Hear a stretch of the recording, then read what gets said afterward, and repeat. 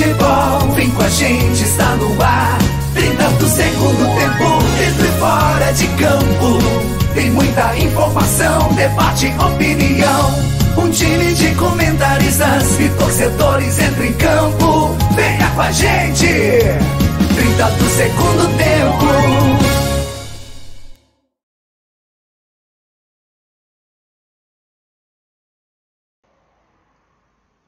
Saudação pessoal, estamos na área nas redes aqui para mais uma vez no canal 30 do segundo tempo, sua mídia alternativa para ouvir e falar sobre futebol.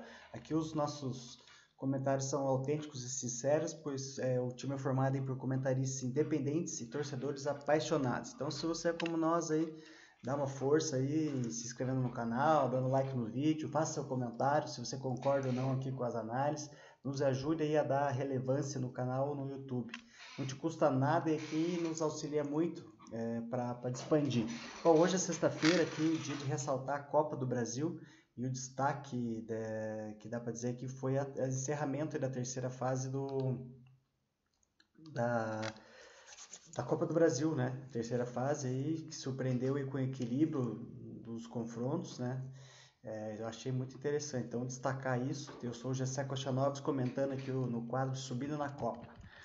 Bom, eu não me lembro assim de ter uma terceira fase, ainda mais nesse novo formato aí de Brasil tão equilibrada, né? Nos últimos anos, por a questão dos potes ali, o time do pote 2 era muito raro de ter chance de classificar, só se pegasse um time muito equilibrado. Então, mas dessa vez foi diferente, né? Mostrou sim os jogos equilibrados. Teve certo aqui que muitos favoritos acabaram se classificando, mas não foi raro os jogos que foi bem equilibrado, contar com os de ida e de volta, né? E foi mantendo isso também. Alguns jogos teve tanto na ida e na volta. Começar ali na terça-feira o jogo do Vasco e Operário, que de modo geral o empate no tempo normal foi merecido. Acho até que o Operário foi melhor, porque pela proposta que ele apresentou, mas acabou aí vacilando nos pênaltis, né? Acabou que o Vasco se classificou sofrendo um pouquinho, mesmo jogando contra um time da Série B, né? Também na terça aí, também teve a confirmação do favorito, o Atlético Paranaense, que está na segunda divisão, mas jogou contra um time, contra o Brusque, que está na terceira, né? Aqui para mim foi um jogo bem disputado. O Furacão, na minha opinião, que foi melhor do jogo, né? Mas também muito pelo gol relâmpago que fez ali aos 2 minutos. Isso deu tranquilidade para o time, a torcida não pressionou. Mas mesmo assim o Brusque foi valente, vendeu caro essa desclassificação aí pro Atlético, mas deu o favorito também, né? Mas aí na terça-feira tivemos a primeira zebra aí dessa terceira fase. Então que foi depois de perder fora de casa, né? O Grêmio não saiu do empate do 0-0 contra o CSA. Então esse empate garantiu a classificação aí do time alagoano. Teve uma polêmica nesse jogo aí, depois o Grêmio fez um gol no final, que levaria os pênaltis, né? Mas o árbitro viu uma falta no lance, o VAR chamou. Para mim as imagens não são assim bem conclusivas, que houve ou não houve ou não teve a falta. Então acho que valeu ali a opinião do árbitro no calor do momento ali. Ele viu que teve o contato e ele tinha achado que aquele contato era faltoso. O VAR falou que teve o contato, ele foi e manteve. Então aqui também o Grêmio está mal, a fase do Grêmio é tenebrosa, ele está tentando justificar aí, mas parabéns aí pro CSA que classificou e agora fez história aí na Copa do Brasil. Raros jogos que não foram para os pênaltis, né? Foi esse aqui. Bom, na terça-feira também, para encerrar o dia, foi o São Paulo, foi até Recife e venceu novamente o Náutico por 2-1.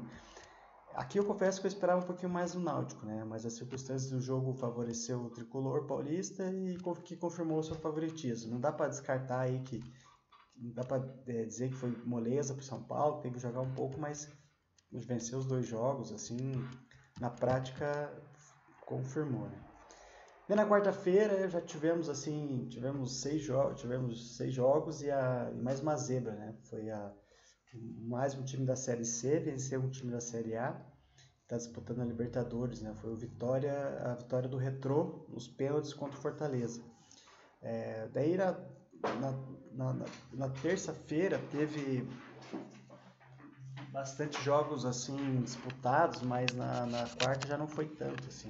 Tirando essa zebra aí, o resto aí, os favoritos passaram por cima aí com chuva de gols, né? O Bahia venceu 4-0 o Paysandu, o Fluminense 4-1 o Aparecidense, o Galo 4-0 no Maringá, o Flamengo 4-2 no Botafogo da Paraíba, e o último jogo foi o Corinthians e Novo Horizontino, quando o Timão venceu mais uma vez por 1-0 e garantiu a classificação e os milhões para esses times, assim. Então não teve muita emoção nesses jogos aí, porque já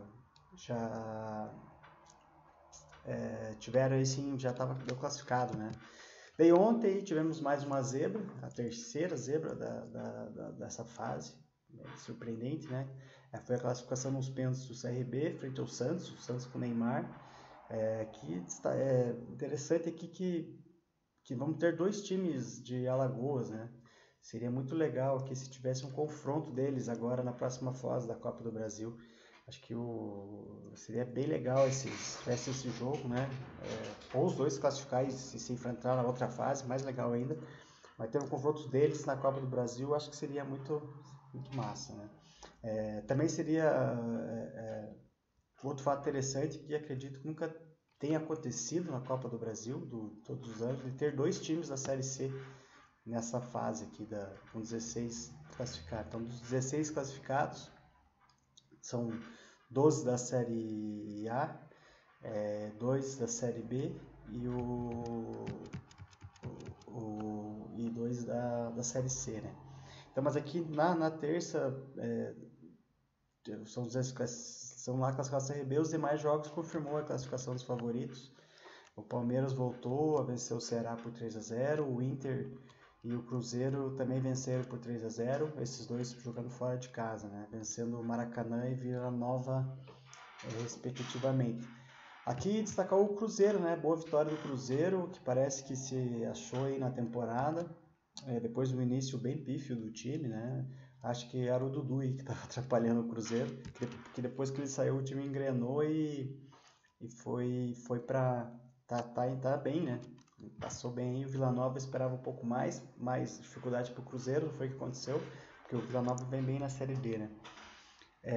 Bom, daí também teve aí o Botafogo, fora de casa perdeu 1-0, mas nada aí para atrapalhar a classificação, o time foi de sangue doce lá, é uma derrota sempre, ficou para a história do time do Capital lá, mas já tinha vencido 4-0, então era uma missão impossível para o Capital reverter, e isso influencia bastante até para esse resultado, né?